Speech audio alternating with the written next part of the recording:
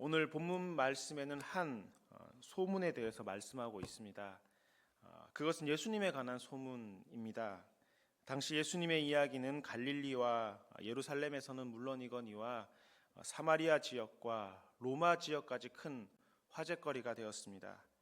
이런 예수님에 대한 소문은 다양했습니다. 대개는 인물평이었는데 마태복음 16장 이하 말씀을 보면 예수님께서 제자들에게 묻습니다. 사람들이 나를 누구라 하느냐? 그때 제자들은 이야기합니다. 더러는 세례 요한이요, 또 더러는 엘리야요, 더러는 예레미야나 선지자 중에 한 명입니다라고 이야기를 하고 있습니다.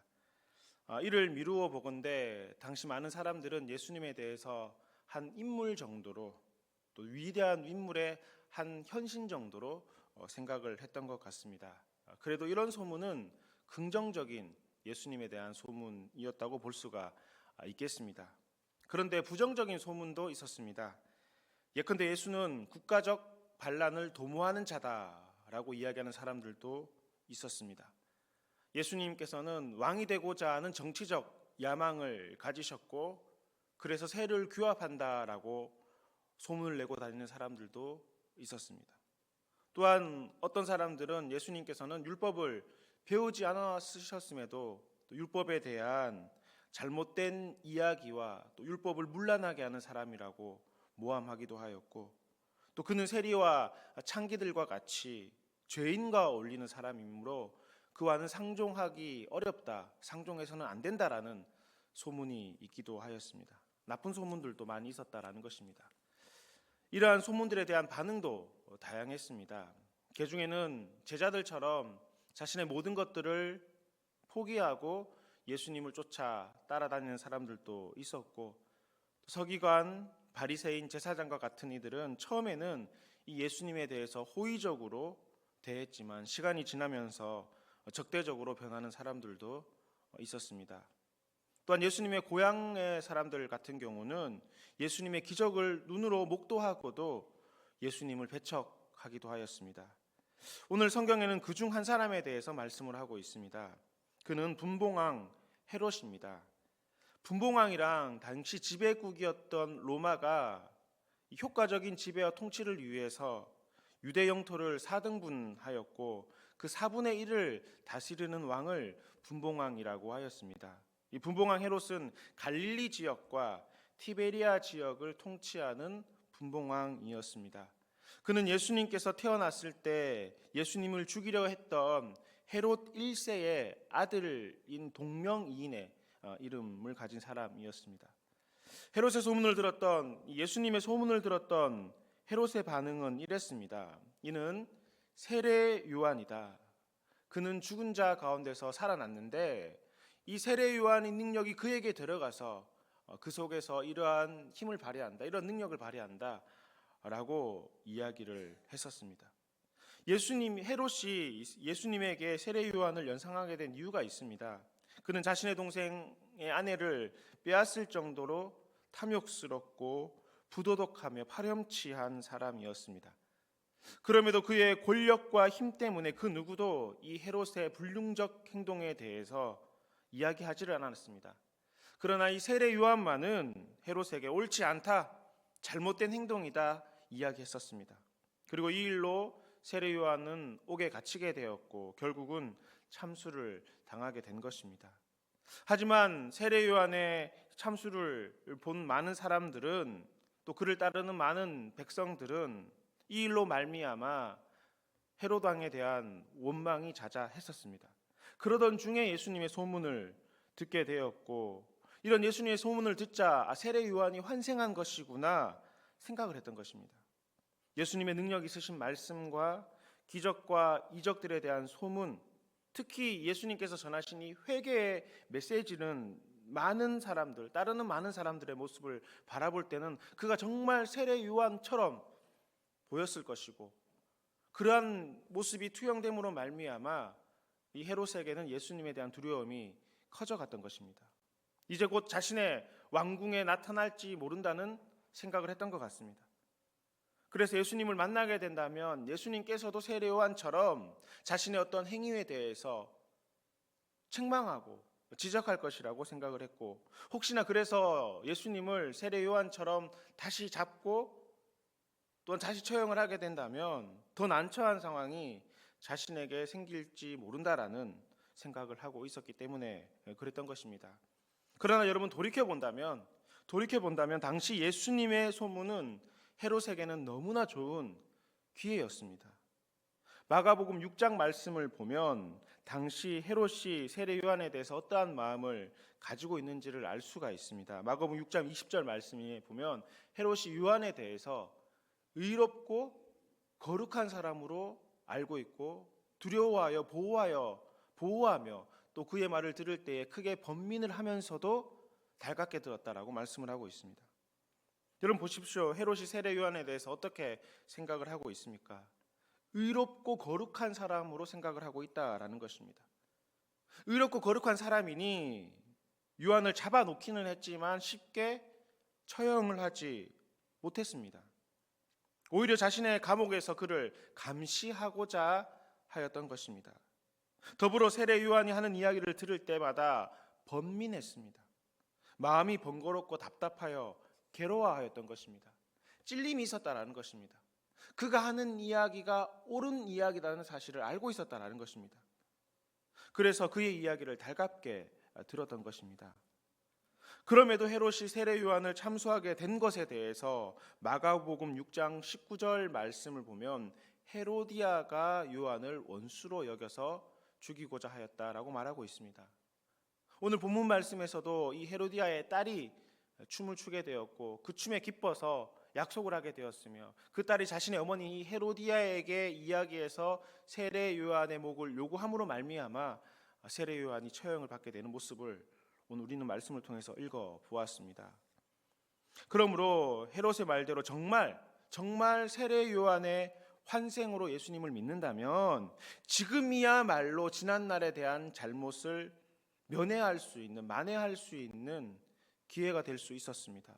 만약 정말 그렇게 믿었다면 헤롯은 예수님께 가서 요한 그때 내가 정말 잘못했어.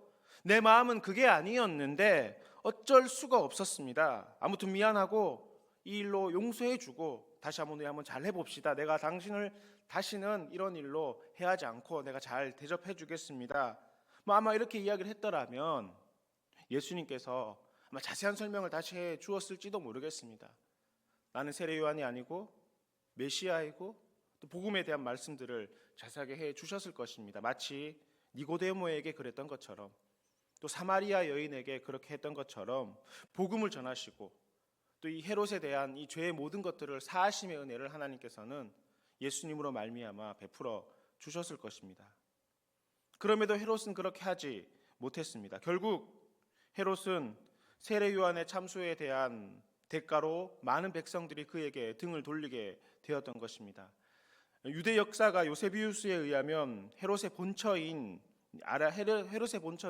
이 아라비아 왕의 딸이었는데 결국 전처의 아버지의 미움을 받아서 그와 전쟁을 하게 되었고 패함으로 말미암아 권력은 크게 쇠하였다라고 합니다. 그로 말미암아 나라에서 추방되었고 비참한 최후를 맞이하게 되었다라고 요세비우스는 기록을 하고 있습니다. 여러분 헤롯은 좋은 기회가 다시 주어졌지만 이 좋은 기회를 살리지 못했습니다. 왜 살리지 못했던 것입니까? 그 첫 번째 원인은 그 자신에게 있었습니다. 부도덕한 습관을 끝내버리지 못했던 것입니다. 그는 자신의 잘못을 알고 있었고 이것을 고칠 마음만 있었다면 모든 것이 새로워질 수 있었지만 그렇게 하지 않았다라는 것입니다. 그는 탐욕스러운 생활, 또 부도덕한 생활을 자신이 사는 삶의 기쁨으로 여겼고 다른 그 무엇보다 큰 우선순위로 생각하고 살았던 사람인 것입니다. 이것을 어떻게 고치고자 또 다른 어떤 일들을 해보고자 혹은 이 잘못에 대해서 사죄하고자 하는 마음이 없었습니다. 그것이 자신의 기쁨이었고 즐거움이었던 것입니다. 이렇게 탐욕과 부도덕한 생활은 중독 성향이 매우 강하다는 사실을 우리는 기억해야 합니다. 며칠 전에 EBS에서 하는 한 다큐멘터리를 본 적이 있습니다. 주식을 하는 사람들에 대한 이야기였었습니다. 주식에 대한 안내이거나 주식을 어떻게 하면 잘해야 된다 이런 내용인 줄 알았는데 그게 아니라 주식을 하는 사람들 가운데서도 소위 이 단타라고 하는 이런 주식의 투자의 방법에 대한 이야기였습니다. 큰 돈을 가지고 있다가 주식을 짧게 샀다가 바로 금방 팔아버리는 이런 형식의 주식 투자에 대한 이야기였습니다. 그런데 그렇게 해서 큰 돈을 벌면 좋겠지만 대부분은 그렇지 못하다라는 내용이었습니다. 그런데도 그들은 미련을 버리지 못하고 아침 9시만 되면 좀비처럼 여러 대의 모니터를 두고 컴퓨터의 앞에 앉아서 주식을 하는 그런 모습을 방송으로 보았습니다. 이에 대해서 투자 전문가들이 하는 이야기는 이것은 투자가 아니라 투기라고 이야기하였습니다. 마치 도박과 같은 중독성이 거기에 있다라는 이야기를 하는 것을 듣게 되었습니다. 여러분, 경륜, 경마, 토토, 강원랜드 이런 중독에 대한 이야기들은 아마 한두 번쯤 들어보셨을 것입니다. 이렇게 지금 우리 사회에는 이와 유사한 중독 증세를 가진 사람들이 얼마나 많이 있는지 모르고 이런 중독의 위험을 가진 요소들이 곳곳에 있음을 우리는 기억해야 합니다. 게임 중독은 우리 청소년들 사이에 너무나 많이 회자되는 이야기죠. 도박, 투기, 또 주식 단타와 같은 물질 중독은 물론이거니와 마약과 같은 약물 중독도 지금 우리 사회의 심각한 문제로 다가오고 있습니다. 뿐만 아니라 음란물에 의한 성중독 역시 밖으로 나오지는 않지만 음지에서 또 많은 곳에서 공공연하게 일어나고 있는 중독의 한 성향입니다. 여러분, 이것들은 스스로를 파괴할 뿐만 아니라 한 사람만 파괴하는 것이 아니라 가정을 파괴하고 또 이러한 모습들이 계속될 때는 사회가 파괴되고 나라의 혼란이 생기게 되는 것입니다. 그래서 결국은 막다른 골목까지 가는 사람들의 이야기를 우리는 종종 보게 되는 것입니다. 여러분, 그러니 생각을 해보십시오. 분봉왕 헤롯이 망한 것은 다른 무엇 때문이 아니라 첫 번째는 바로 그 자신에게 문제가 있었다라는 것입니다. 그가 망한 것은 매혹적인 헤로디아가 옆에 있어서가 아닙니다. 정력이 넘쳐났기 때문도 아닙니다. 마음만 먹으면 무엇이든 할 수 있는 큰 권력자였기 때문도 아니었습니다. 돈이 많았기 때문도 아니었다라는 것입니다. 즉 환경이 문제가 아니었다라는 것입니다. 여러분, 세상에는 많은 유혹이 있지만 그 유혹을 이겨내는 수많은 사람들이 있습니다. 그런 직업을 가지고 있고 쾌락에 대한 힘과 돈을 넉넉히 가지고 있으면서도 스스로를 지켜나가는 사람들이 얼마나 많은지 모릅니다. 그러니 매사 자기하기 나름인 것입니다. 그러므로 원인을 다른 곳에서 찾지 않기를 간절히 바랍니다. 문제의 가장 큰 원인은 바로 자기 자신에게 있다라는 것입니다. 그리고 이에 더하여 헤롯이 돌이킬 수 있는 좋은 기회를 살리지 못한 둘째 요인은 예수님의 소문을 제대로 전해준 사람이 없었기 때문입니다. 헤롯은 예수님에 대한 이 소문을 제대로 들을 가능성이 없었던 것 같습니다. 만약 예수님의 소문을 제대로 들었다면, 바르게 들었다면, 바른 예수님에 대한 인식을 가지고 있었다면 세례 요한을 바라보고 또 세례 요한을 생각하며 예수님을 생각하지 않았을 것입니다. 예수님은 예수님이시지 어찌 세례 요한이겠습니까? 물론 요한의 메시지와 예수님의 메시지가 비슷한 점이 많이 있었습니다. 그러나 예수님의 사역은 또한 메시지는, 능력은 세례 요한과는 많이 차별화되어 있었습니다. 이것은 세례 요한도 인정하는 바였습니다. 예수님은 감히 자신과 비교할 수 없는 분이라 고백하기도 하였고 자신은 예수님의 신발끈을 풀 깜냥도 되지 않는다 고백했습니다. 그러니까 이를 미루어 볼 때 헤롯은 예수님에 대해서 잘 알지 못했던 것입니다. 조금만 알았다라는 것입니다. 일부만을 바라보고 예수님을 생각했다라는 것입니다. 그렇다면 문제는 이 헤롯에게 예수님의 소문을 전해준 사람들이 제대로 전해주지 못했다라는 것이겠습니다. 예수님을 겉으로만 보고 단편만 전했다라는 것입니다. 능력이 대단한 사람이다. 권세가 있는 사람이다. 카리스마가 있어서 사람들을 몰고 다니는 사람들이다. 등등등 이런 이야기는 했겠지만 예수님의 가장 핵심적인 부분, 예수님은 메시아다라는 사실, 예수님은 구원자라는 사실, 예수님으로 말미암아 구원을 얻을 수 있다라는 이 사실을 전하지 않았던 것입니다. 바로 이 점이 많이 아쉬운 것입니다. 만일 헤롯이 예수님에 대한 복음의 메시지를 제대로 들을 기회가 있었다면 어떻게 되었을까요? 예수님에 대해서 바르게 알려주는 사람이 있었다면, 예수님이 이런 일들도 행하시지만 예수님께서는 우리의 죄를 용서하심으로 말미암아 구원자가 되신다는 사실을 누군가 알려주었다면 어떻게 되었겠습니까? 물론 그 결과는 알 수 없지만 여기에 대해서 로마서 10장 말씀은 이렇게 말씀을 하고 있습니다. 우리 함께 읽도록 하겠습니다. 시작.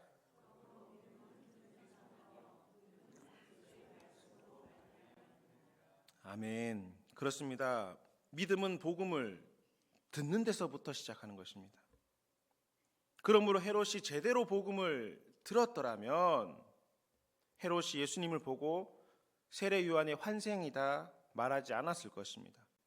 아마 예수님에 대한 복음의 메시지를 제대로 들었다면 예수님을 만나보고 싶어 했겠죠. 예수님을 만나고 말씀을 듣고 회개할 기회를 얻었을 것입니다. 그러므로 복음을 바로 전해주는 것이 얼마나 중요한 일인지 모릅니다. 그렇지 않는다면 사람들이 예수님에 대해서 왜곡하여 알게 되고 이해하게 되는 것입니다. 여러분, 세상에 많은 사람들이 예수님에 대해서 알고 있습니다. 내일부터 대림절이 시작되고 이 대림절은 예수님의 오심을 기다리는 절기인데 그 절기의 끝에는 성탄절이 있습니다. 성탄절을 모르는 사람들은 아무도 없습니다. 그러니 안다고 믿는 것이 아닙니다. 왜곡된 예수님에 대한 지식은 예수님을 바르게 믿지 못하는 이유가 되는 것입니다. 사랑하는 대치동교회 가족 여러분, 성도된 저와 여러분 모두는 예수님에 대한 바른 소문을 전해야 될 의무가 있는 줄 믿으시기 바랍니다. 여러분, 우리에게는, 성도된 우리에게는, 복음을 알고 있는 우리는 예수님을 바르게 전해야 될 의무가 있습니다. 만일 누군가 여러분들에게 나 예수 믿고 싶은데 그분이 누구신지 좀 말해줘 라고 요청한다면 평소 여러분들 어떻게 대답을 하고 계십니까?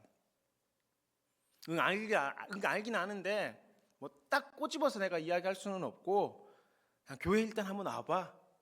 뭐 듣다 보면 알게 돼. 나도 알긴 알겠는데 설명은 내가 잘 못하니까 교회에 와서 듣다 보면 알게 될 거야. 혹 이렇게 말씀하고 있는 것은 아닙니까? 난 잘 모르겠는데 우리 교회 목사님이 잘 알고 계시니까 목사님 만나면 기가 막힌 대답을 해줄 거니까 내 목사님 소개시켜 줄게. 뭐 혹 이렇게 이야기하고 계신 것은 아닙니까? 여러분, 만일 그 사람이 그날 만난 것이 나와의 마지막 만남이라면, 이 땅에서의 예수님에 대한 이야기를 들을 마지막 기회였다면 어떻겠습니까? 그리고 후에 우리가 천국에서 이 이야기를 주님께 듣게 된다면 얼마나 송구스럽고 얼마나 염치 없고 얼마나 부끄러운 일이겠습니까? 그래서 베드로전서 3장 15절 말씀에는 이렇게 이야기를 하고 있습니다. 소망에 관한 이유를 묻는 자에게는 대답할 것을 항상 준비하라 말씀하십니다. 예수님에 대해서 묻는 사람이 있다면 예수님에 대해서 전해줄 이 대답할 말을 항상 준비하고 있으라는 것입니다.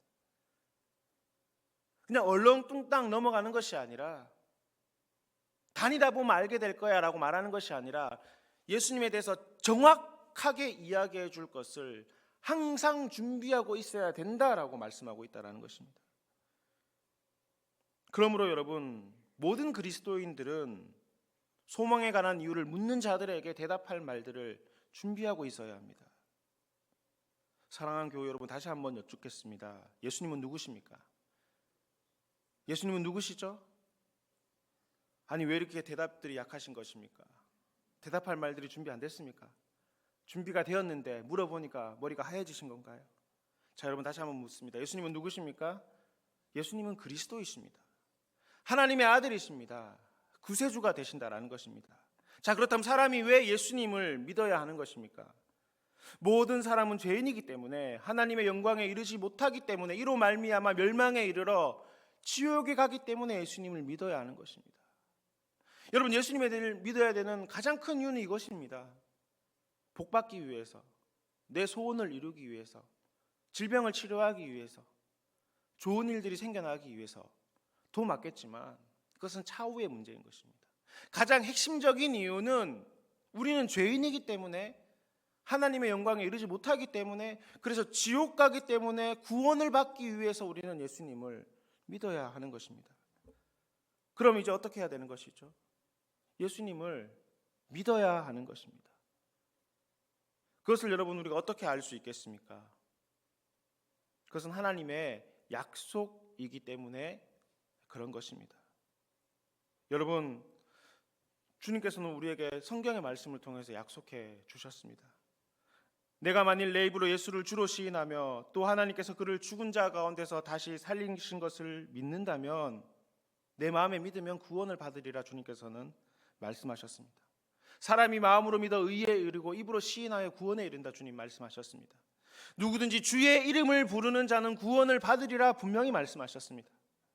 영접하는 자 곧 그 이름을 믿는 자들에게는 하나님의 자녀가 되는 권세를 주신다 말씀하셨습니다. 그러니 여러분 보십시오. 이 헤롯이 멸망한 이유를 아시겠습니까? 그것은 그가 죄가 많았기 때문에 그런 것이 아닙니다. 그는 복음을 명확하게 듣지 못했기 때문에 망한 것입니다. 죄가 많음으로 망하는 사람은 세상에 한 명도 없습니다. 하나님께서는 우리의 모든 죄를 용서해 주실 수 있는 분이십니다. 그러니 죄가 많기 때문에 망하는 것은 없습니다. 단지 복음을 듣지 못하기 때문에, 복음을 받아들이지 못하기 때문에, 복음으로 말미암아 예수님을 알지 못하기 때문에 망하는 것입니다. 만약 헤롯 곁에 예수님이 누구신지 바르게 전해줄 사람만 있었다면 헤롯은 전혀 다른 인생을 살았을 것이며 어쩌면 교회사에 아주 선한 영향력을 미칠 수 있는 사람이 되었을 수도 있습니다.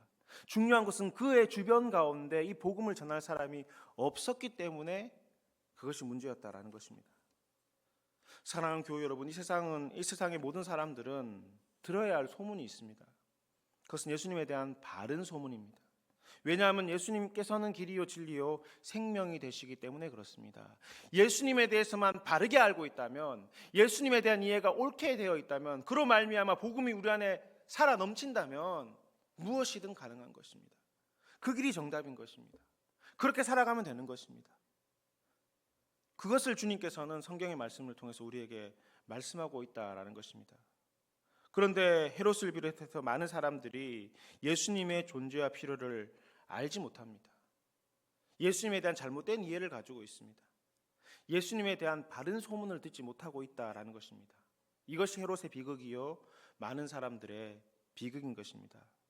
그렇습니다, 여러분. 인생의 불행은 예수님을 못 만난 것입니다. 인생의 대박은 예수님을 만나는 것이고 여기서부터 행복이 시작되는 줄 믿으시기 바랍니다. 그렇다면 여러분, 우리 그리스도인은 누구입니까? 예수님을 바르게 전하는 사람들입니다. 복음을 전하는 사람들입니다. 예수님께서 구원자 되심을 전하는 구원받은 자들이 바로 저와 여러분이라는 것입니다. 그리고 여러분, 우리를 보내셨습니다. 가정으로, 일터로, 사회로 우리를 보내신 것입니다. 여러분, 이 시간 눈을 감고 우리 자신을 한번 돌아보실 수 있기를 바랍니다. 여러분, 예수님을 전하고 있습니까? 우리는 바른 소문을 들어서 예수님으로 말미암아 구원의 은혜를 누리고 있지만 아직 알지 못하는 저들에게 우리는 예수님을 전하고 있느냐 하는 것입니다. 성경은 이야기합니다. 소망에 관한 이유를 묻는 자들에게 대답할 말을 준비하라 말씀하고 있습니다. 누군가 예수님에 대해서 내게 물어본다면 머뭇머뭇하고 있는 것은 아닙니까? 머릿속에 많은 것들은 있는데 정리해서 이야기하지 못함으로 말미암아 예수님을 전할 기회를 놓치고 있는 것은 아닙니까? 여러분, 어떤 사람에게는 그 만남이 마지막 만남일 수도 있습니다. 또 만난다는 보장이 없을 수 있다는 것입니다. 여러분, 이 시간 기도하실 때 소망에 관한 이유를 묻는 자들에게 대답할 말을 준비하는 자들에게 도와주시옵소서. 주님이 주신 이 행복을 세상에 전하는 자들에게 도와주시옵소서. 주님으로 말미암아 행복함을 얻는 자들 되게 하여 주시옵소서. 주님이 길이요 진리요 생명 되심을 전하게 도와주옵시고 복음을 증거하는 믿음의 사람이 되게 도와주시옵소서. 우리 주의 이름을 한번 크게 부르고 함께 기도하시겠습니다.